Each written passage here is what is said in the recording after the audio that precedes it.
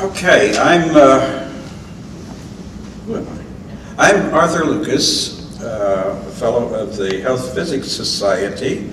It's June the 28th of the year 2006, and we're here in Rhode Island, Providence, Rhode Island, at the 51st meeting of the Health Physics Society. With me is Dr. Caridad Borras, a lady who has achieved greatly in diverse professions throughout her years, and we're about to figure that out and document it. Dr. Borras, could we start out by telling the folks where you were born and what your early education was like? Sure. I was born in Barcelona, Spain. Good place. I went to a German school, actually in Barcelona. Very progressive school. I'm very grateful to my early years. I studied physics. And then when I was in my 5th year, you know, in Spain at that time, and I think even now, physics is not like here, like you take college and major. You just study mathematics and physics for 5 years. So on my 5th year, I went to a special symposium on radioisotopes in medicine, and that's when I became interested in working in a hospital. So I worked for 2 years after I finished my physics degree, and then I got a Fulbright scholarship and I came to the United States. I see. Okay, that's very nice. I could have a lot of questions about Spain, since it was one of my favorite countries when I was much younger. I traveled there quite a lot. But since you just came to the United States, now we have to figure out why you came here.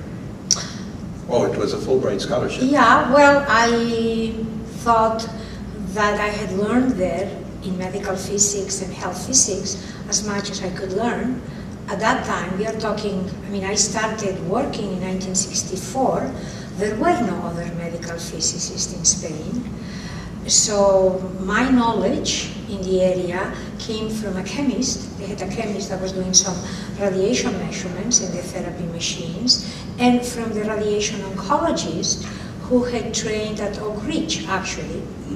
But after 2 years, it was very clear that I needed to learn something more.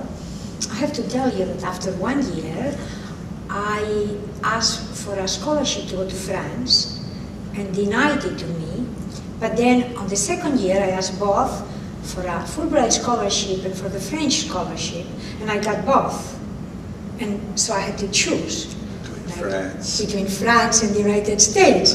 And so I will never know whether I made the right decision, but I am here and I'm very happy to be here. Yes, well, you know, correct me if I'm wrong, you probably know of this, but one of the greatest radiologists in history was indeed French, who practiced in the United States. Did you ever hear of Coutard? No. Oh, you have to go back home now. Sorry.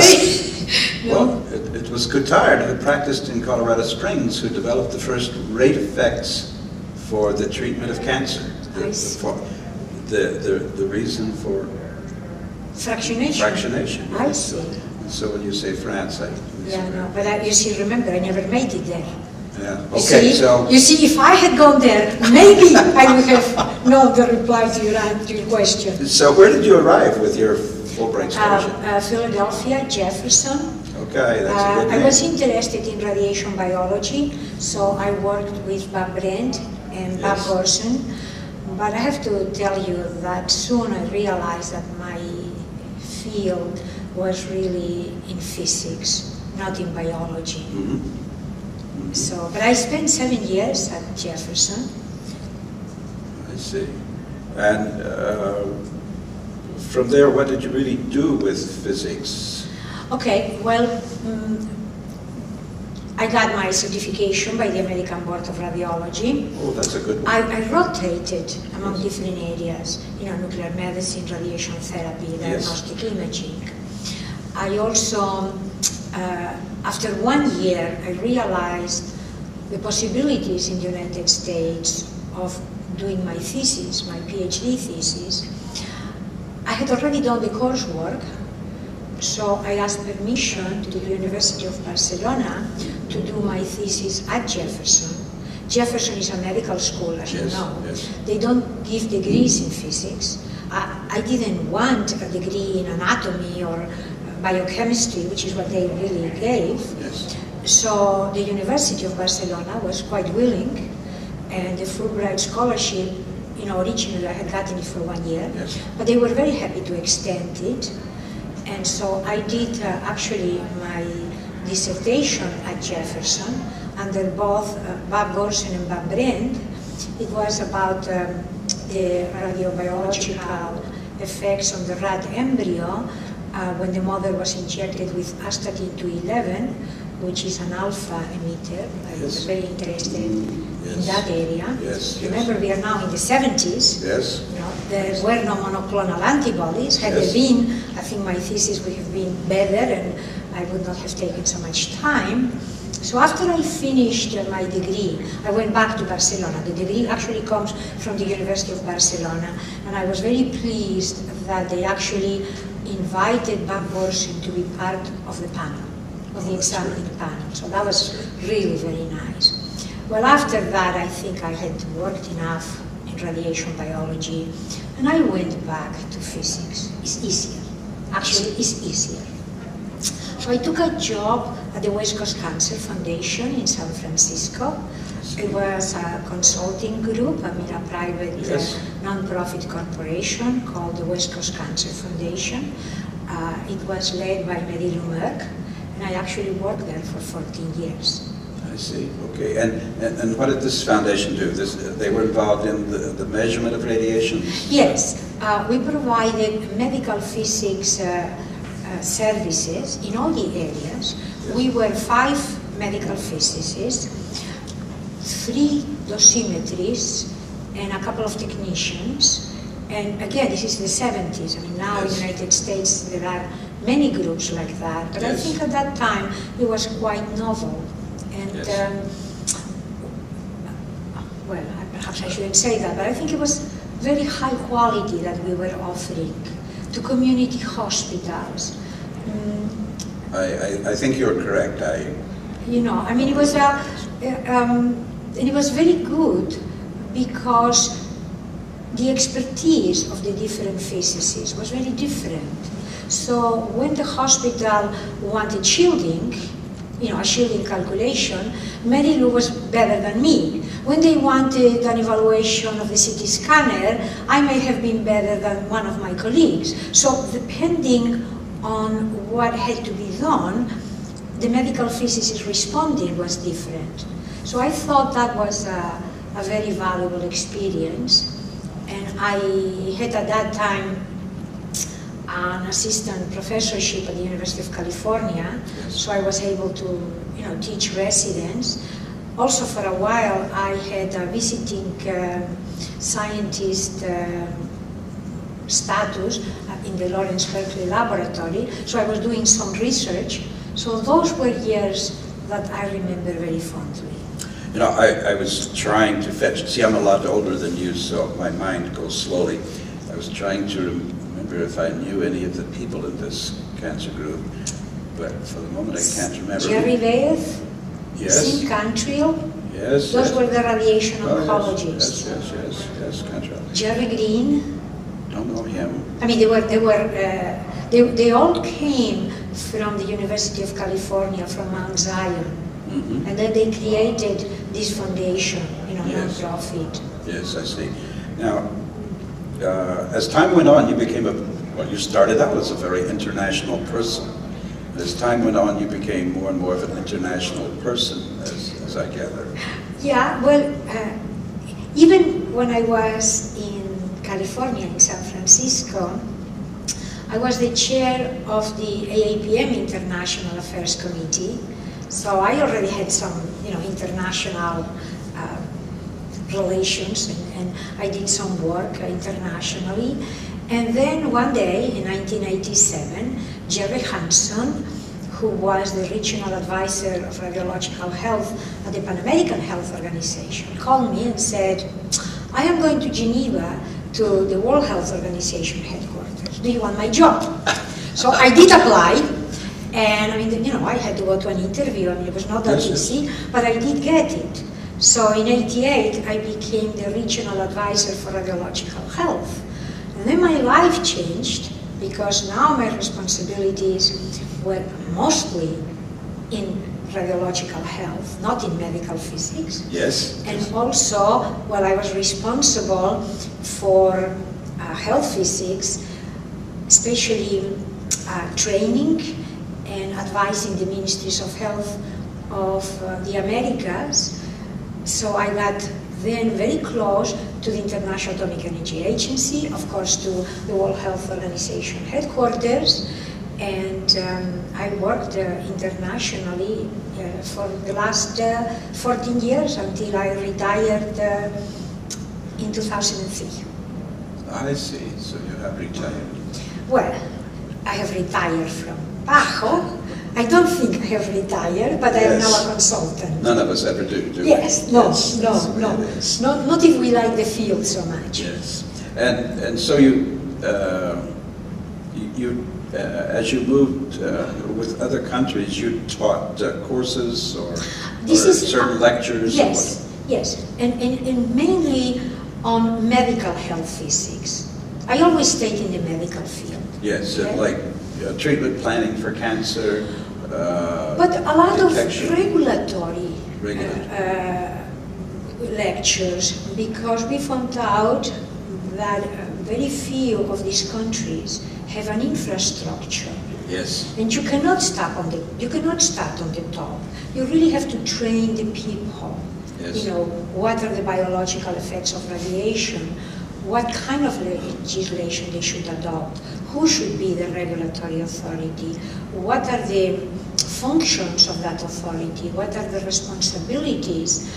So I combined that with the teaching of the medical physicists, like you are explaining, both in diagnostic and therapy.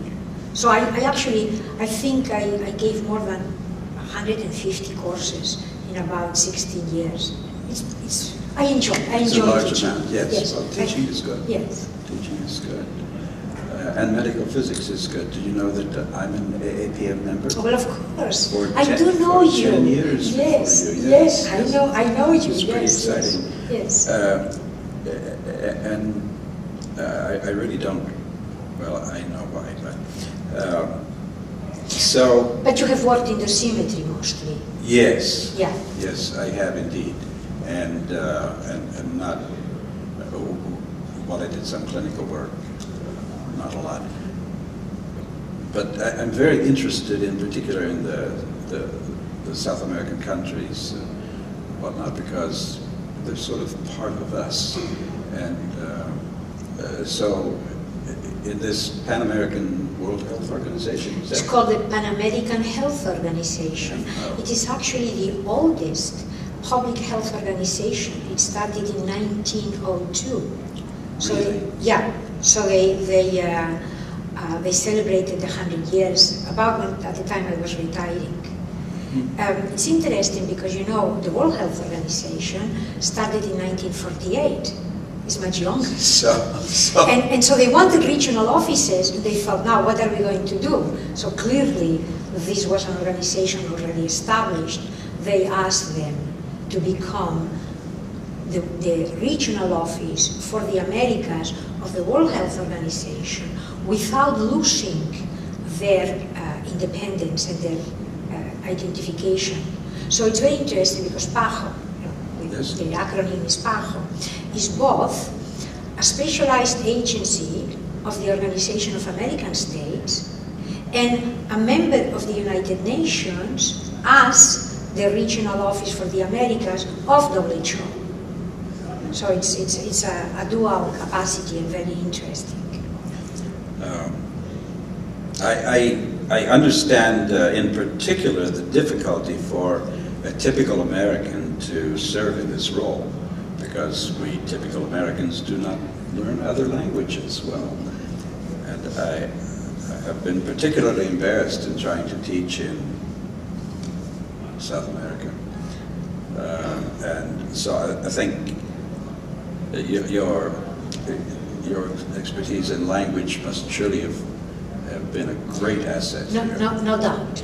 I think they hire me because having lived in Spain, knowing the language, and being in the United States, and having worked in the United States before I joined them, I could combine both countries. I also had seen how Spain had evolved from the country that I left in '66 to what it is now. It's really a different country.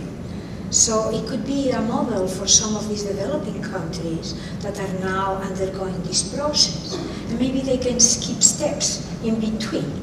Maybe they can advance at a faster rate.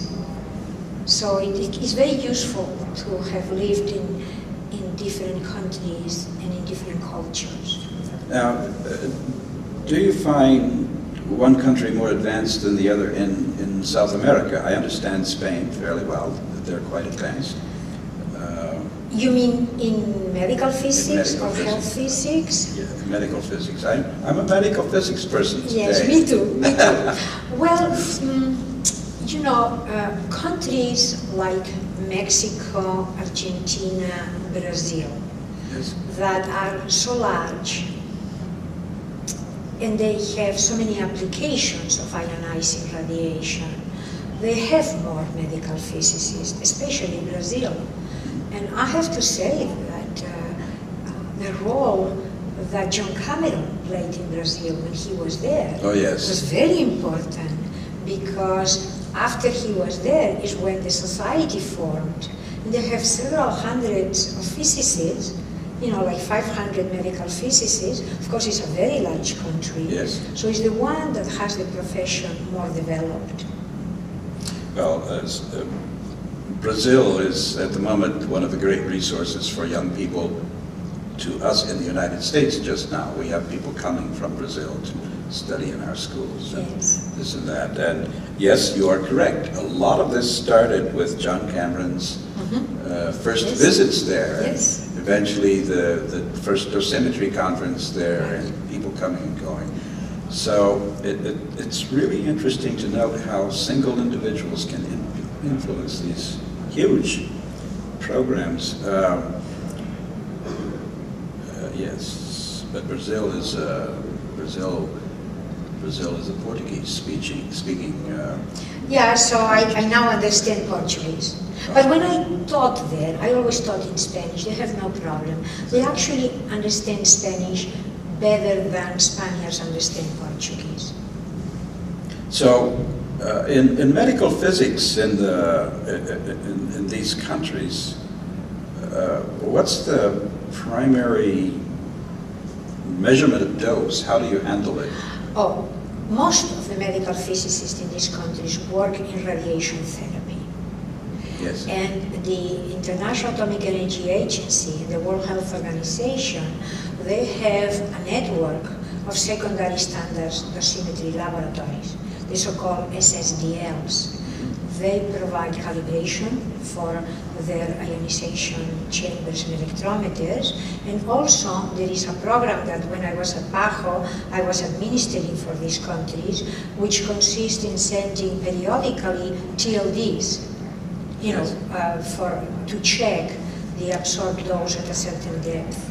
I see. Very similar to what the RBC does in this country. Yes. Very similar. I mean, the device is different, but the concept is the same. Periodically, you check the absorbed dose at 5 centimeters in water, and the IAEA measures the result, the difference, the deviation between the expected and the measure, and the criteria is plus minus 5%. And if it's off, then there is a follow-up. And on occasions when I was at PAHO, I actually did the follow-up.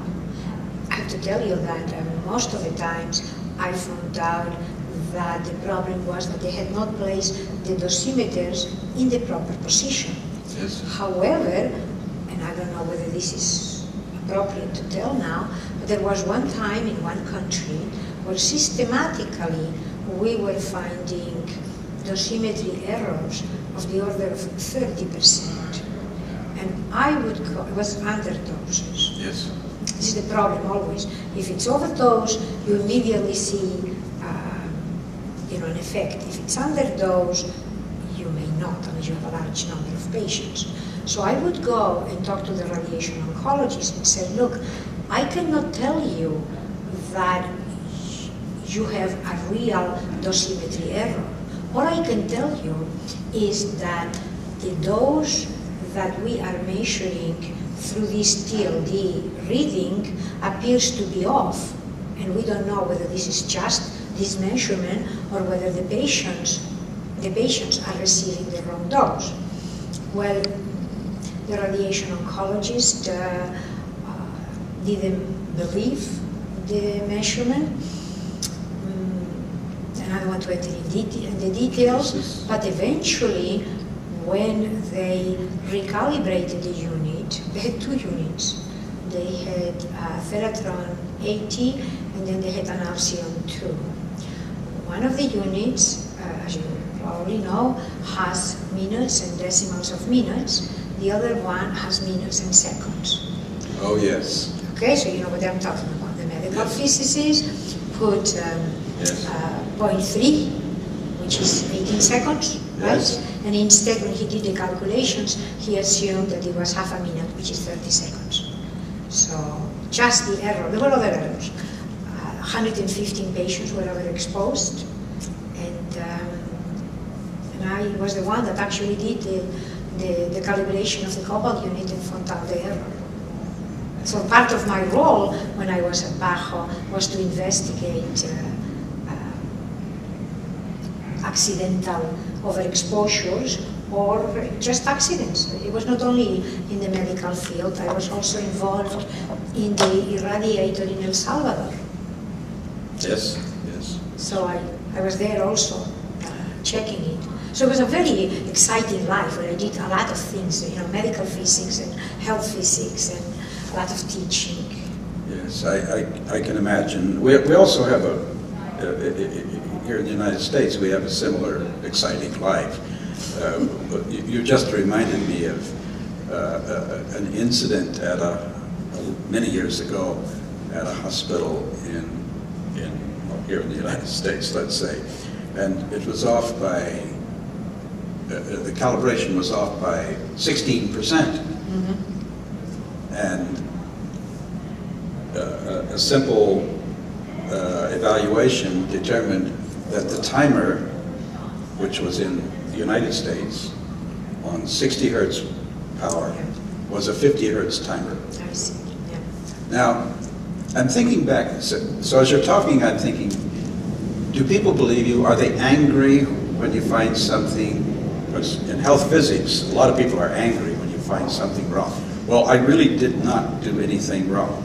Or you're just being too picky. Well, remember that when I was at Bajo, I was working for the Ministries of Health, because in fact, the governing bodies of Bajo are the Ministers of Health. Okay, those are the people. There are 38 member states, and the governing body is made up by the Ministers of Health. So the call always came from the Minister of Health. Now, how did the institution feel? Well, clearly, they were very embarrassed of the problem. The latest episode was in Panama. I feel very badly for the 3 physicists. 2 of them have been indicted. It was a treatment planning error. And again, I don't know whether we have time to enter into details, but I feel very badly that the brunt is always, it is the medical physicist that takes the brunt. The radiation oncologists, both in Costa Rica and Panama, they are never responsible. It is clearly a dosimetry error. I mean, the dose is wrong. The patient did not receive the dose that the doctor prescribed. So from that point of view, this is true. And so then it is the physicist, the only one that goes to court, that is tried. And I feel very badly about it. Because in these countries, it's not like here, it's not a civil matter, it's a criminal matter. So these people, well, now they're appealing, but if eventually they are condemned again, they have to go to jail. Yes. So, you know, it's a very difficult situation, but then you have to prevent this from happening, and so it's very important that one estimates not just the immediate cause, but the root causes, the Yes. lack of training, Yes. the lack of adequate instrumentation, the lack of experience on behalf of the individual, not just the event. You know, I mentioned before the 30 seconds versus the 18 seconds. Yes, this is what caused the overexposure. But the problem, as I also mentioned, was before. We were finding errors of 30%. Yes. Now, were these errors real? I don't know, because I never had the opportunity to measure the machine. But often you see that these errors are coming. Yes. This is why I did so much training, because you need to start at the bottom and make sure that the people understand, especially in medical physics, especially in radiation therapy, how critical it is that that dose be calculated properly. Now, let me think of a little different issue. Does this organization work even-handedly with Cuba? Oh yes, yes, yes. Oh, Cuba is a member state, That's yes, very yes. exciting Yeah, yeah. to know, because our country has a lot of problems working with Cuba, Yeah, or Cuba, I guess you call it, don't you? Cuba. Yes, yes. No, but if you like to work with Cuba, I can introduce you to my successor. Really? Oh yes, yes. Well, but you know, Cuba has an SSDL. You know, and Really? oh yes, yes, yes, they do. Oh, I have been there. Yes. well,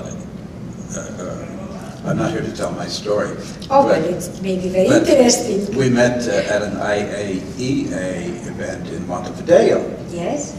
and there was a young person from each this was with health physics, so it was dosimetry, personal dosimetry. Yeah. And there was a representative from each South American country. Yes. And at the end of the week, each young person had to get up and tell about dosimetry in their country. And the young man got up from Cuba, and he said, now here's a piece of paper which tells about our system. Would each of you like one? No one said anything. And so he did a very brilliant thing, which made me think highly of Cuba forever. He reached into his pocket and he pulled out an uncirculated Cuban peso. And he said, perhaps, miss, I could pay you to take one. And he gave each person in the audience this beautiful golden peso, which had never been touched. And everybody laughed, and he was the hero of the whole week. And I came to respect the attitude It was very hard. It was very hard. And they are both a member state of the IAEA, PAHO, and WHO. I mean, so that they do get technical cooperation from That's these good. international That's really good. organizations. That's really good. So, after all of this traveling about, is there any one person or group of persons that influenced you the more in your career? Was it the President of the United States, or? I am afraid not.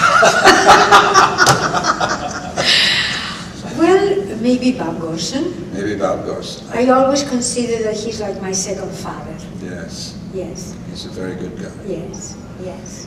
Yes. And he taught me the Horatio Alger. How do you Horatio pronounce it? Alger, yes. Yeah, yes. that to me was very powerful, yes. Yes, yes. He's been a good counselor to many people. So, if you had to give counsel to this profession here, the health physics profession, for the future, what would you tell the health physics profession? Well, can I be candid? Yeah, absolutely. I am very concerned since 9/11 that health physics is focusing so much on terrorism that our civil liberties may be compromised. I am concerned about the use that is coming of these X-ray units. Yes. For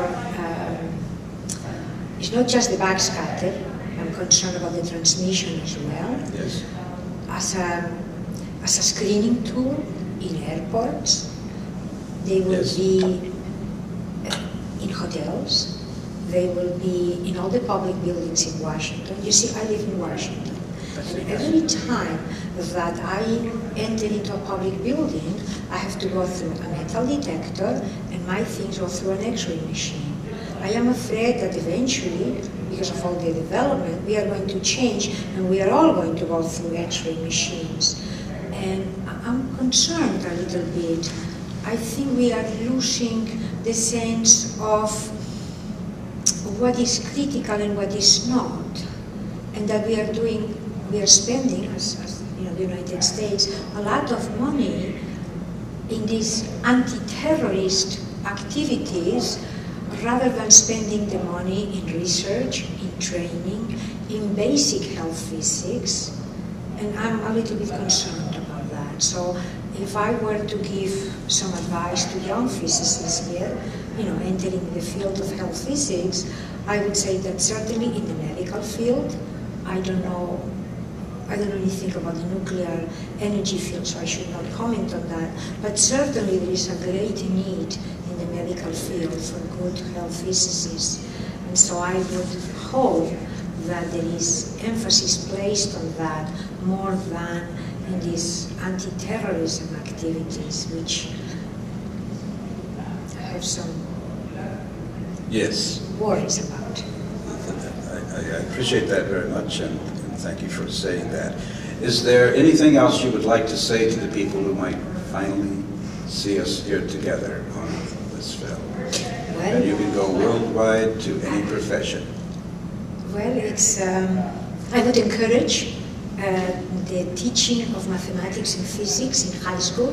I think in the United States you are relying too much on foreigners. I think you need in high schools. And I think what you do, what the Health Physics Society does on the science teachers, I think this is fantastic. I even collaborated last year. You know, I now, when I'm retired, I have a little bit more time. I think it's very important that we start at the level of high school to induce people. I was doing that in Peru and some of these Latin American countries. I would go to high schools and to universities and say, look, there is a field out there, which is a wonderful field. Has made me very, very happy all these years. More than 40 years of being happy here. You know, to really get into the field, to really study, but you need to be in the area of mathematics and physics. And I see that in the United States, you don't have enough. In my opinion, you don't have enough. So you really need more people trained. It's a wonderful career. I shall play that part of this tape back for my family, and they will cheer you. But it's true. I mean, don't you agree with me? I totally agree. I think it's totally agree. It's absolutely true. Not too long ago, we found a health physics technician who could not handle floating point numbers. I mean, really. Can you imagine? I mean, really, this is very sad. I mean, it's very sad. And I used to be an examiner of the American Board of Radiology. And everybody I was examining was, and I have nothing against foreigners, I am a foreigner, I have a horrendous accent, but everybody mainly was from Asia. Yes. I mean, they are very clever, they come here and they are working, but it's not that they are taking jobs from Americans. That is not true. It's that Americans are not interested in physics and mathematics at the level that I would like them to be interested. Yes. So I think we have to do more in high schools. That's my opinion, to really tell them that this field, because it's a field that is very varied. I mean, I know nothing about nuclear energy. My degree is in nuclear physics. I really don't know anything about nuclear energy. But in the area of medicine, there are so many different disciplines that you can practice in. Yes. You don't have to be very intelligent. You can just have to be determined. You have to be very careful. You know, when you're dealing with dosimetry, it's a matter of responsibility. So there is it's an area that can cover a lot of capabilities and attitudes. And I also think it's a very good area for women. Yes. Yes. You know, when I finished physics in Barcelona, it was 1964. We started 60 people. After 5 years, of the 60 people, we were 7 women. We finished after 5 years, because a lot of people repeat, we finished 15 people. 7 were women, 6 original. So, and that was 1964. But then I was the only one that became a medical physicist. The others have worked in other areas. I cheer you on. I try to do this in my own life. Let's see what we can make of it. Thank you so much for coming. My pleasure. Thank you very much. You're just a wonderful